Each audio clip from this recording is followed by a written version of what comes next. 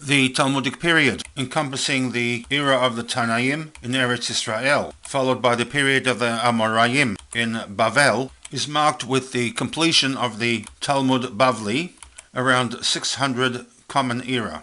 Following the Talmudic era, we have the Savorayim, which transitioned into the period of the Gaonim. The Gaonim functioned also in Babylon, but by this time Babylon had become part of the broad caliphate under Arab domination.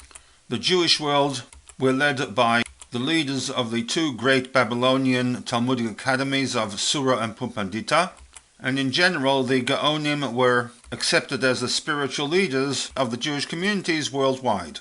The Gaonim played a prominent and decisive role in the transmission of Jewish lore. They decided on issues for which no ruling had been rendered during the period of the Talmud, simply because the Babylonian community now faced a new set of challenges in adapting to Arab Islamic rule. By this time also, Jewish communities had begun to spread throughout the Caliphate, and despite irregular communications of the period, Jews who lived in distant countries sent their inquiries concerning religion and law to the officials in Babylonia. The decisions of the Gaonim regarding matters of their time period have been collected in what is now recorded as the Tshuvot HaGaonim. We noted previously the anomaly with the use of the word tzav with respect to information that was to be conveyed to the Bnei Israel, a term mentioned a mere 3 times throughout the entire Chamisha Chumshei Torah, with Chazal suggested that the use of the word tzav implies a warning to the nation as a whole against undermining the allocation of land that came about through a Goral system. From the Tshuvat HaGaonim, this warning moves up a notch with a statement to the effect that ha'over al hagoral, one who violates the decision regarding the allocation of land through the Goral system, k'over is as if one transgresses al ASSERET HaDIBROT, against the 10 Commandments. Which brings us to question number 3. What is the actual link between the Goral for the allocation of land in Eretz Israel and the ASSERET HaDIBROT? There are a number of core principles, core beliefs embedded into Yahadut.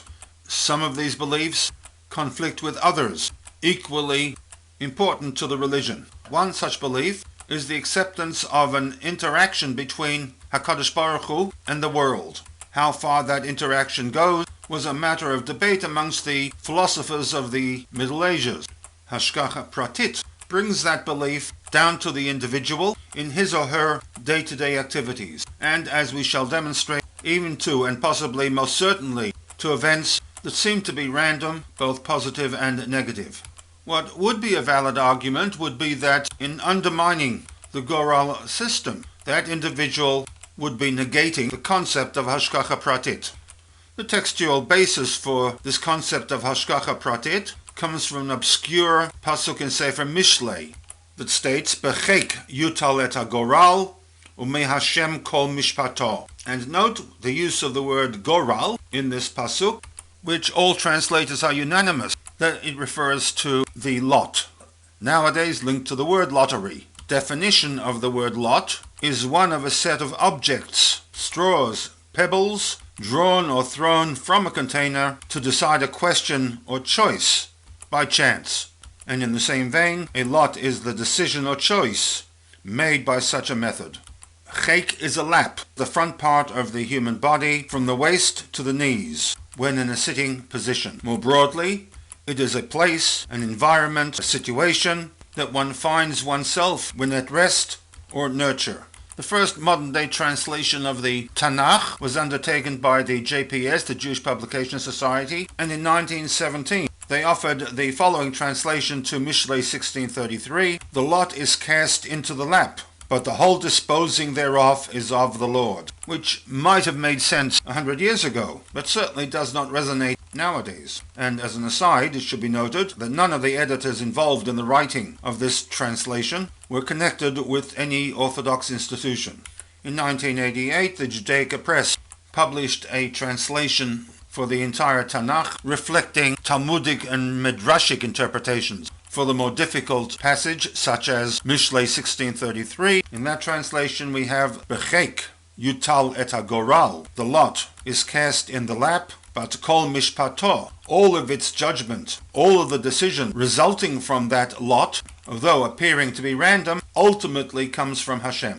Or in idiomatic English, we make our own decisions, but Hashem alone determines what happens, which is a pivotal concept within Yahadut, the concept of Hashgacha Pratit, that the final outcome of the cast or the lots might appear to the individual as a random event, ultimately is one that has been predetermined and manipulated by HaKadosh Baruch Hu. This obviously is in conflict with another important principle, that of free choice, bechira chafshit, that the philosophers of the Middle Ages attempted to reconcile. So therefore, while it might be argued that undermining the Gorah would be an affront to HaKadosh Baruch Hu and the principle of Hashgacha Pratit, the statement from the Shuvat HaGaonim that it is tantamount to the violation of the ASSERET HaDIBROT needs some clarification.